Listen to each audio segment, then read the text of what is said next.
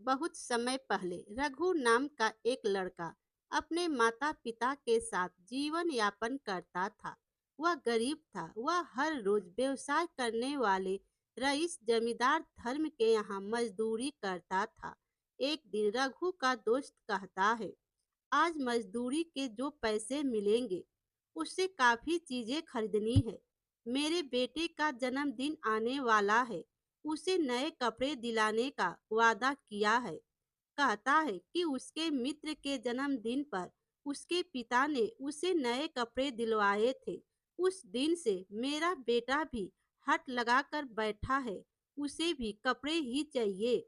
तो रघु कहता है, इकलौता बेटा है वो तुम्हारा, तुम उसे कम से कम कपड़े तो दिला ही सकते हो। तो रघु का दोस्त कहता है, धर्म जी जितनी दिहाड़ी देते हैं, बताओ उसमें कहाँ से कपड़े खरीद पाऊंगा। इन दिनों तुम्हारी भाभी की सेहत भी खराब चल रही है, उसमें भी पैसे खर्च हो गए। तो रघु कहता है, हाँ, नाम का ही धर्म है वो, काम सारे अधर्म के ही करता है। हम सबको एकजुट होकर दिहाड़ी बढ़ाने का बहिष्कार करना चाहिए। फिर उसके पास दिहाड़ी बढ़ाने के अलावा कोई चारा नहीं है। फिर रघु का दोस्त कहता है, ऐसा कोई भी काम मत करना रघु, मैं हाथ जोड़ता हूँ तुम्हारे। वो आदमी मानने वालों में से नहीं है। हम सबको काम से निकालकर पड़ोस के गांव से मजदूरों को काम पर रख लेगा वो, और यह सब करके हमारे ही पेट पर लात मारेगा। धर्म नहीं बदलेगा। फिर रघु कहता है, तुम सबकी इसी कायरता की वजह से वह अन्याय करता है। नियति उसे उसका सबक सिखाएगी। तब तक हमें बस इंतजार करना है। ठीक। फिर रघु का दोस्त कहता है, अरे वो देखो, धर्म का खास नौकर दुर्गा प्रसाद आ रहा है। दिहाड़ी देने का दिन जो है आज। फिर दुर्गा प्रसाद कहता है, क्या हुआ, तुम ऐसे मुझे क्यों देख रहे हो? हाँ, धर्म जी ने कह के भेजा है कि वो इस बार की दिहाड़ी नहीं दे पाएंगे। फिर रघु का दोस्त कहता है, ये क्या बात हुई? आज तो शनिवार है, सप्ताह के अंतिम दिन, दिहाड़ी तो देनी होती है ना, फिर क्यों नहीं दे पा रहे हैं? तो दुर्गा प्रसाद कहता है, बहुत जबान चल रही है तुम्हारी। उन्हें जहां से पैसे आने वाले थे अभी तक आए नहीं हैं, इसीलिए वह तुम्हारी दिहाड़ी नहीं दे सकते, समझे? अब अपने अपने घर जाओ। फिर रघु का दोस्त कहता है, देखो दुर्गा, हम पूरा सप्ताह इसी दिन के लिए मेहनत करते हैं। अपने बेटे से मैंने वादा किया है कि उसे नए कपड़े दिलाऊंगा। तो दुर्गा प्रसाद कहता है, यहाँ खाने पीने के लाले पड़े हैं और इन्हें नए कपड़े दिलाने हैं, हाँ? बड़े आए। धर्म जी ने कहा है कि अगले शनिवार तक दिहाड़ी किसी को भी नहीं मिलने वाली। फिर रघु कहता है, यह अन्याय है। अगले सप्ताह तक हमारे घर कैसे चलेंगे? आज हमें हमारी दिहाड़ी चाहिए। तो दुर्गा प्रसाद कहता है, तुम बड़े क्रांतिकारी हो। यहाँ पे खड़ा कोई भी आदमी के मुंह से आवाज नहीं निकल रही। तुम दोनों बड़े उछल रहे हो। यही तेवर रहे तो मालिक से कहकर निकलवा दूंगा। फिर रघु कहता है, क्या कहा तुमने? हम तो हमारी मेहनत के पैसे मांग रहे हैं। आपका जब मन किया तब दिहाड़ी देंगे। हमारा घर कैसे चलेगा? फिर दुर्गा प्रसाद कहता है, तुम्हें तो मैं छोड़ूंगा नहीं। देखता हूँ कि तुम यहाँ पर कल काम पर कैसे आते हो। फिर रघु का दोस्त कहता है, तुम रुक जाओ रघु, देखो दुर्गा प्रसाद, इसे काम से निकालोगे तो कैसे चलेगा? ठीक है, तो फिर पैसे हम अगले हफ्ता ले लेंगे। अब आप जाइए। फिर दुर्गा प्रसाद कहता है, आए ना ऊट पहाड़ के नीचे, ऐसे अपनी हद में रहना चाहिए, वरना याद रखना, सिर्फ रघु ही नहीं, सबको काम से निकाल दिया जाएगा। इस तरह सभी को धमकी देकर दुर्गा प्रसाद वहां से चला गया। फिर रघु कहता है, अब क्या करोगे रमन? तुम्हें अपने बेटे के लिए कपड़े लेने हैं, पर आज तो दिहाड़ी मिली ही नहीं। तो रमन कहता है, कर भी क्या सकते हैं हम? मजदूरों का तो जीवन ही यही है। हमारी हैसियत नहीं कि अपने मेहनत के पैसे भी इज्जत से ले सके। अगले त्योहार में उसे कपड़े दिलाने का वादा करके मना लूंगा, और कर भी क्या सकता हूँ। फिर रघु कहता है, तुम नए कपड़े ले जाओगे तो वो बहुत खुश होगा ना। रुको, मैं मेरे पास कुछ पैसे बचा के रखे हैं, तुम उन पैसों से अपने बेटे के लिए कपड़े ले जाना। ए लो। फिर रमन कहता है, तुमने अब तक कई बार पैसे दिए हैं, यूं मजदूरी करते हुए। पता नहीं मैं तुम्हारे पैसे कभी लौटा पाऊंगा भी या नहीं। तो रघु कहता है, लौटा पाऊंगा वो सब हम बाद में देख लेंगे, पहले जाओ उसके लिए अच्छे कपड़े खरीद लाओ, जाओ। रमन पैसे लेकर शहर कपड़े लाने के लिए चला जाता है। उसके बाद दुर्गा प्रसाद अपने मालिक से कहता है, मालिक, आपने जो बोला मैंने उनसे वही कहा। बेवकूफ, सारे सब चुप हो गए। फिर धर्म जमींदार कहता है, इसी तरह बीच बीच में उनकी दिहाड़ी रोकते रहेंगे, तभी तो उन्हें हमारी कीमत रहेगी। आए थे बड़े मुझसे दिहाड़ी बढ़ाने की मांग करने के लिए। फिर दुर्गा प्रसाद कहता है, मालिक, वो मेरी दिहाड़ी देना बाकी है, क्या आज दे सकते हैं? हाँ, और एक बात वो भी है, अनाज की बोरी देनी थी, वह भी अब पिछली बार की बोरी खत्म हो गई है। फिर धर्म कहता है, 2 दिन रुक नहीं सकते? इतनी भी क्या जल्दी है? मालिक, आपका कहा काम कर रहा हूँ, अब जब अपनी दिहाड़ी की बात तो आप ऐसे चिढ़ रहे हो। फिर धर्म की पत्नी कहती है, दुर्गा, यह लो तुम्हारी दिहाड़ी, खलिहान में अनाज की बोरी रखी है, उसे लेते जाना। ठीक है, आपका धन्यवाद मालकिन, अब मैं चलता हूँ। फिर जमींदार धर्म कहता है, जब मैंने उसकी दिहाड़ी और बोरी देने से मना कर दिया था, तो तुमने उसे क्या सोचकर दे दिया? इस तरह नौकरों को समय समय पर पैसे मिलते रहे तो कल को हमारी कोई बात नहीं मानेंगे। फिर जमींदार की पत्नी कहती है, उसे मान रखना कहते, आपको क्या पता कि वह पीठ पीछे कितनी कोसते होंगे। वैसे भी हमारी कोई संतान नहीं है, पैसों की भरमार है, खलिहान में अनाज की बोरियां पड़ी है। फिर भी आपकी इन ओछी हरकतों की वजह से ही लगता है भगवान ने हमारी गोद खाली रखी है। दुर्गा प्रसाद हमारे यहाँ बरसों से काम कर रहा है, फिर भी आपको उसे अनाज देने का मन नहीं करता। पता नहीं और कितनों की हाय ले रहे हो, ऐसे भगवान ही जाने। फिर धर्म कहता है, अब बस भी करो, हर बात को निसंतान होने की वजह से सोच लेती हो। इस तरह धर्म सभी के पैसे रोककर उन्हें खूब सताता था। महीने बीते, फिर गांव में अचानक सूखा पड़ने लगा। लोगों के पास करने के लिए काम नहीं था और ना ही खाने के लिए अनाज का एक भी दाना। फिर एक दिन रघु ने पूरे गांव वालों को इकट्ठा करके कहता है, कई महीने से बरसात नहीं हो रही है, इस सूखे की वजह से हमें काम भी नहीं मिल रहा है, खाने के लिए अनाज का दाना भी नहीं। बिना अनाज के बूढ़े बच्चे परेशान हो रहे हैं। समझ नहीं आता यह कितने दिनों तक चलता रहेगा। हम वर्षों से धर्म जी के यहाँ काम कर रहे हैं, चलो चलकर उनसे थोड़ा अनाज मांग लेते हैं हम। तो रमन कहता है, अरे धर्म जी हमारी कोई सहायता नहीं करेंगे, उनके पास जाना बिल्कुल ही बेकार है। फिर रघु कहता है, ऐसे कैसे चलेगा? पता, पड़ोस के गांव के जमींदार मुखिया अपने मजदूरों को अनाज देकर उनकी सहायता कर रहे हैं। फिर हम भी तो कई वर्षों से धर्म जी के यहाँ काम करते आ रहे हैं, नैतिकता से उन्हें हमारी भी मदद करनी चाहिए ना। फिर रमन कहता है, देखो धर्म जी कभी धर्म से काम नहीं करते, चलो तुम कहते हो तो हम सब मिलकर एक बार उनसे अनाज मांगने के लिए चलते हैं, शायद दे दे। फिर गांव वाले इकट्ठे धर्म जी के यहाँ चले गए। वहां घर के बाहर दुर्गा प्रसाद खड़ा था। वो कहता है, क्या बात है, तुम सब यहाँ क्या कर रहे हो? फिर रघु कहता है, सूखे से गांव के हालात क्या है तुम्हें पता ही है, हम सब धर्म जी से अनाज की सहायता आस लेकर यहाँ पे आए हैं। तो दुर्गा प्रसाद कहता है, तुम्हारी कोई आस पूरी नहीं होगी। मैं पिछले कई वर्षों से धर्म जी के यहाँ काम कर रहा हूँ, लेकिन अभी तक उन्होंने मेरी कोई भी सहायता नहीं की। पता है तुम्हें, भला वह तुम्हारी सहायता क्यों करेंगे बताओ? ऐसा होना मुमकिन ही नहीं है। लगता है फिर रघु कहता है, अब तुम्हारी अकल ठिकाने आ गई है। पता चला ना कि कैसा इंसान है वो। फिर दुर्गा प्रसाद कहता है, हाँ जानता हूँ कि वो दुष्ट है, पर मैं क्या कर सकता। पेट पालने के लिए कोई ना कोई काम तो करना ही था ना मुझे।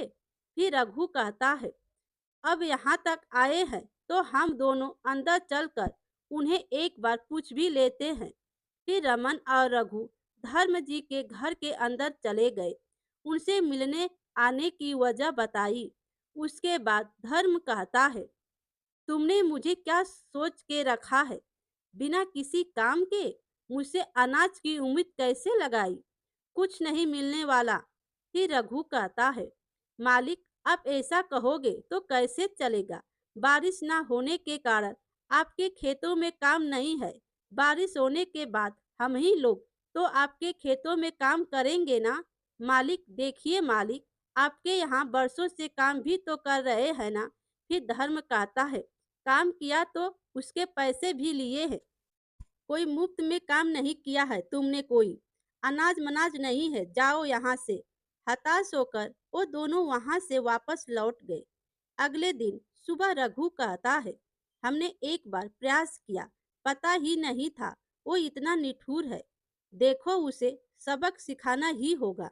फिर रमन कहता है, मैंने पहले कहा था उस धर्म के पास जाने का कोई लाभ नहीं है। देखा ना। फिर लघु कहता है, अब उसे सबक तो सिखाना ही होगा। मेरे पास इसके लिए अचूक उपाय है। फिर रघु ने रमन के कान में उसे सबक सिखाने के लिए उपाय बताया। तो रमन कहता है, क्या तुमने उसे इतना बुद्धू समझ के रखा है? उसे धोखा देना इतना आसान काम नहीं होगा। फिर रघु कहता है, देखो मैं यह करके ही रहूंगा। सबसे पहले धर्म जी के पास काम करने वाले दुर्गा प्रसाद के पास जाकर मुझे उसकी सहायता लेनी होगी। फिर रमन कहता है, हाँ दुर्गा प्रसाद भी उसकी बेईमानी का शिकार है। वह हमारी मदद जरूर करेगा, जैसे तय किया था। रघु दुर्गा प्रसाद से मिलने गया और उसे अपनी योजना बताई।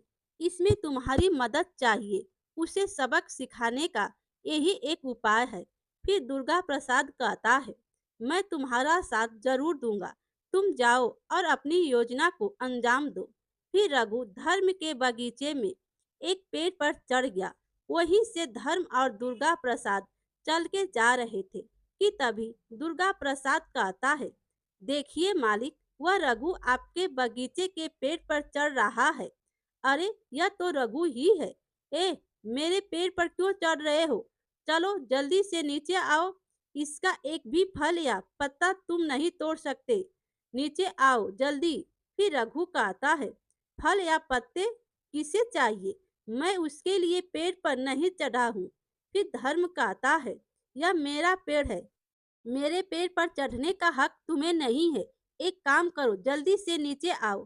तो रघु कहता है, पेड़ आपका होगा, पर इस पर रखा पक्षी का घोंसला आपका नहीं है। तो धर्म कहता है, आखिर में पक्षी के अंडे चुराने पड़ रहे हैं तुम्हें? वो जो भी हो, तुम्हें मेरे पेड़ से उतरना होगा, ठीक है?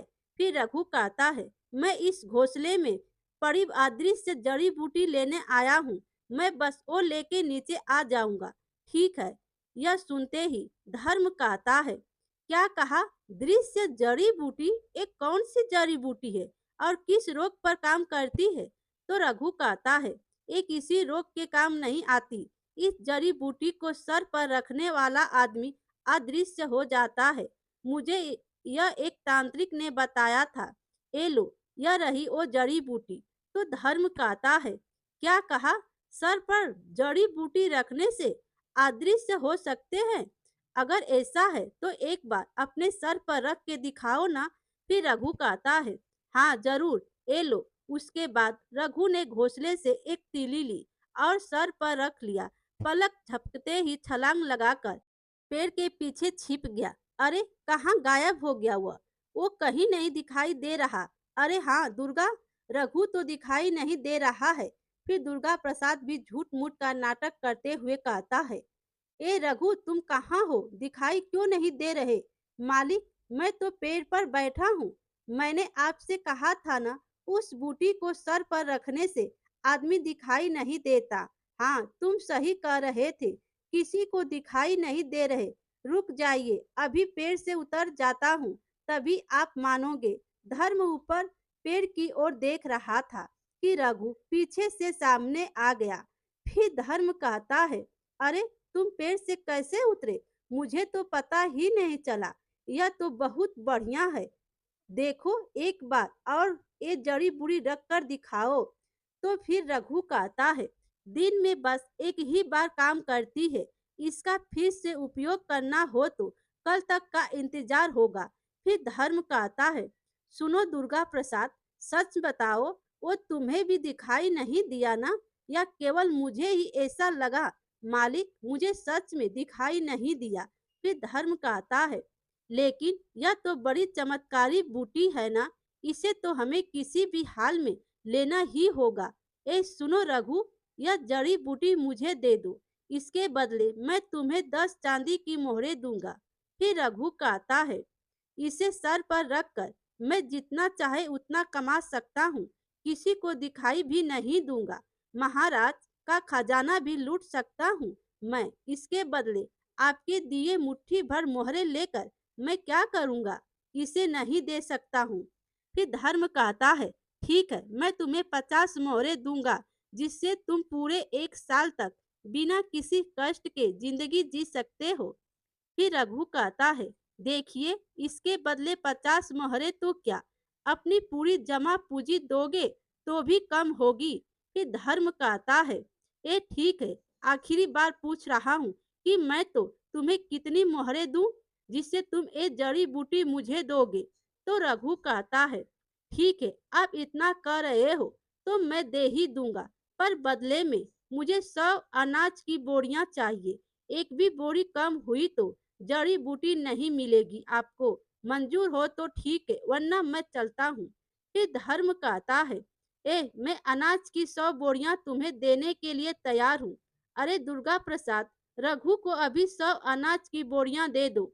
इस तरह अनाज की 100 बोरियां लेकर धर्म ने रघु से जड़ी बूटी ले ली। उसके बाद शाम को दुर्गा प्रसाद, मालकिन, आप हमेशा ही मुझसे कहा करती थी ना कि मालिक बदल जाए तो अच्छा होगा। आप जैसा चाहती थी, अगर वैसा हो तो आपको मेरी एक बात माननी है। इसीलिए मालिक ने वह जड़ी बूटी ले ली। जब वह अपने सर पर बूटी रखे तो आप भी ऐसे नाटक करना जैसे वो दिखाई नहीं दे। फिर मालकिन कहती है, अगर इससे वह बदल जाएंगे तो मुझे खुशी होगी। मैं ऐसा ही करूंगी। देखो, फिर अगले दिन धर्म उस जड़ी बूटी को लिए हुए आया। उसके बाद अपनी पत्नी से कहता है, सुनो रजनी, अब मैं इस जड़ी बूटी को सर पर रखूंगा। तुम बताना कि मैं दिखाई दे रहा हूँ या नहीं। फिर रजनी कहती है, क्या जड़ी बूटी के सर पर रखने से आप दिखाई नहीं देंगे? ये सब बेकार की बातें हैं। देखूं तो सही, रख लो अपने सर पर। फिर धर्म कहता है, जरा देखो रजनी, क्या मैं दिखाई दे रहा हूँ? फिर रजनी कहती है, आप कहाँ हो? मुझे बिल्कुल दिखाई नहीं दे रहे हो। कहाँ हो? फिर धर्म कहता है, कहा था ना मैंने कि मैं गायब हो जाऊंगा। ए दुर्गा प्रसाद, क्या मैं तुम्हें दिखाई दे रहा हूँ? बड़ी अजीब बात है मालिक, आपकी बातें तो सुनाई दे रही है, पर आप दिखाई नहीं दे रहे हो। आप कहाँ? इसका मतलब मैं सच में दिखाई नहीं दे रहा हूँ। अब मैं धीरे से बाहर चला जाऊंगा। फिर दुर्गा प्रसाद कहता है, मालकिन, मुझे माफ कर दीजिए। मैंने मालिक को बदलने के लिए ऐसा किया और कुछ नहीं। फिर रजनी कहती है, तुम अच्छे उद्देश्य से ही कर रहे हो ना, माफी मांगने की कोई जरूरत नहीं है। यही बात दुर्गा प्रसाद ने जाकर गांव वालों से भी कह दी। गांव वाले भी धर्म के दिखने पर ना दिखने का नाटक करने के लिए तैयार हो गए। इस तरह बाहर निकलकर धर्म पास वाली एक दुकान पर चला गया। उसके बाद अरे वाह, यह लड्डू तो मुझे बहुत पसंद है, इसे तो दिखाई नहीं दे रहा। 4 लड्डू उठाकर खाता हूँ, इसे तो पता ही नहीं चला। मैंने लड्डू खा लिए। 4 लड्डू लेकर अपनी जेब में रख लेता हूँ। जाते-जाते रास्ते में खा लूँगा। फिर वह दुकानदार कहता है, ऐसा लगता है कि मैं इसे देख नहीं पा रहा हूँ। कोई बात नहीं, देखता हूँ आगे यह क्या करता है। फिर धर्म वहाँ से निकल जाता है और कहता है, हाँ, सुबह-सुबह इतने लड्डू मुफ्त में मिल गए हैं। यह तो सिद्ध हो गया कि मैं किसी को दिखाई नहीं दे रहा हूँ। एक बार और आजमाता हूँ। इनकी दुकान में कपड़े बहुत बढ़िया मिलते हैं। चलकर अपनी पसंद के कपड़े लेता हूँ। मैं फिर धर्म कपड़ों की दुकान से वह कपड़े ले लेता है। फिर कपड़े के दुकानदार अपने मन में कहता है, आ गया धर्म, देखो तो इसकी निचता कपड़े भी चुरा रहा है। मूर्ख समझता है कि मैं कुछ देख नहीं पा रहा हूँ। फिर दुकानदार नाटक करते हुए कहता है, अरे अभी यहाँ पर 2 कमीज रखे थे, अचानक कहाँ गायब हो गए? यह क्या हो रहा है? फिर धर्म कहता है, इसको पता ही नहीं चला, मैंने कपड़े चुरा लिए। इसको लगता है कि इसके कपड़े यहाँ से गायब हो गए। अरे ये तो जड़ी बूटी का कमाल है। अब मैं इससे महाराज का खजाना भी लूट लूंगा। पहले किसी गहनों की दुकान से गहने चुराकर देख लेता हूँ कि क्या होता है। अपने गांव में गहनों की दुकान कहाँ होगी? हाँ, शहर ही जाना पड़ेगा। पर वहाँ पहुँचते पहुँचते तो रात हो जाएगी मुझे। फिर भी क्या फर्क पड़ता है, जब गहने मिलेंगे तो दिन और रात क्या, अभी निकलता हूँ यहाँ से। ऐसा सोचकर धर्म शहर से जाने के लिए निकल पड़ता। तब तक रात हो चुकी थी। गहनों का दुकानदार बत्ती बुझाकर दुकान बंद कर ही रहा था कि धर्म वहां पहुंच गया। उसके बाद दुकान के अंदर पहुंचकर कहता है, अरे वाह, कितने बढ़िया गहने हैं। इनमें से 1-2 गहने तो ले ही लूँगा मैं। हाँ, 2 गहने सुंदर हैं, इन्हें ले लेता हूँ। इस तरह उसने दुकान से 2 गहने लिए और बाहर आ गया। उसके बाद गहनों का दुकानदार कहता है, यह क्या? रुको, इन गहनों को लेकर तुम कहाँ जा रहे हो? इसकी कीमत 500 चांदी की मोहरें है, पहले मोल चुकाओ। फिर धर्म कहता है, ये क्या, मैं इसे दिखाई दे रहा हूँ? अरे जड़ी बूटी तो है, फिर भी कैसे दिखाई दे रहा हूँ? मैं क्या आपको दिखाई दे रहा हूँ? क्यों नहीं दिखाई दोगे? तुम भरे पूरे तो दिख रहे हो। यहाँ गहनों की चोरी करने आए थे? रुको, अभी मैं तुम्हें बताता हूँ। फिर दुकानदार ने धर्म को लातों मुक्कों से खूब पीटा। अरे मैं तो मर गया, मुझे छोड़ दो, ये लो अपने गहने और मुझे जाने दो यहाँ से। फिर दुकानदार कहता है, चल निकल यहाँ से, मेरी दुकान में चोरी करने चला बेवकूफ। फिर धर्म कहता है, यह कैसे हुआ? जड़ी बूटी के होते हुए भी दुकानदार ने मुझे कैसे देख लिया? मेरी नाक भी फोड़ दी। चलो किसी और से पूछता हूँ। फिर धर्म ने राह चलते लोगों से पूछा कि क्या वह उसे देख पा रहे हैं। सभी ने उसे कहा कि हाँ, वह उसे देख पा रहे हैं। धर्म को उसके साथ हुआ धोखा समझ में आया। गांव पहुंचकर उसने रघु और बाकी गांव वालों को बुलाया। फिर रजनी कहती है, उन सबसे क्या पूछ रहे हो? आपको सबक सिखाने के लिए हम सब ने मिलकर ही यह नाटक किया था। इतनी जायदाद होने पर भी आपने अपने नौकरों को तुच्छ माना, सूखा पड़ने पर भी उनकी मदद नहीं की, दुकार कर भेज दिया। आपसे छोटा है, फिर भी उस रघु ने आपसे 100 बोरियां लेकर अनाज पूरे गांव में बांट आया। उससे उदारता सीखिए आप। अब तो कम से उदारता सीखिए। सारी सच्चाई के बाद धर्म को अपने किए पर पछतावा हुआ। उस दिन से उसने अपने मजदूरों की दिहाड़ी तो बढ़ाई ही, पर साथ में अपनी खेती के उपज का आधा हिस्सा भी उनमें बांटने लगा।